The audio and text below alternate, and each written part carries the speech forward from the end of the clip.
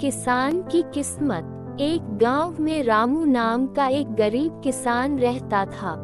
वह ईमानदार और मेहनती था, लेकिन उसकी किस्मत हमेशा उसका साथ नहीं देती थी। उसकी छोटी सी जमीन थी जिस पर वह खेती करता, मगर सूखा, बेमौसम बारिश और कीड़ों के हमलों की वजह से उसकी फसल अक्सर खराब हो जाती। एक दिन रामू जंगल से लकड़ियां काटकर बाजार में बेचने गया। रास्ते में उसे एक बूढ़े साधु मिले। साधु ने कहा, बेटा, मैं देख सकता हूँ कि तुम बहुत परेशान हो। बताओ, मैं तुम्हारी कैसे मदद कर सकता हूँ। रामू ने अपनी सारी परेशानियां साधु को बता दी।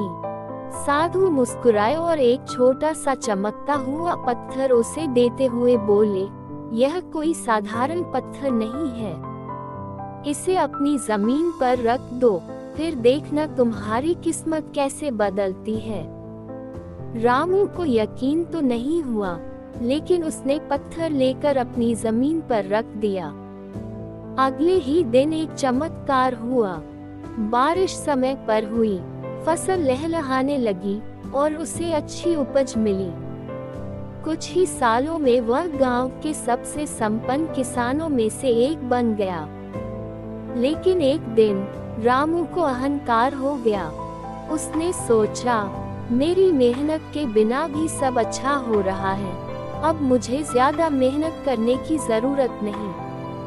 उसने खेतों का ध्यान रखना छोड़ दिया और आलसी हो गया। धीरे धीरे उसकी फसलें फिर से खराब होने लगी और उसकी हालत पहले जैसी हो गई। तब उसे एहसास हुआ कि असली चमत्कार मेहनत और ईमानदारी में ही है, न कि किसी जादुई पत्थर में। वह दोबारा मेहनत करने लगा और उसकी किस्मत फिर से चमक उठी। किस्मत का साथ तभी मिलता है जब हम मेहनत और ईमानदारी से अपना काम करते हैं।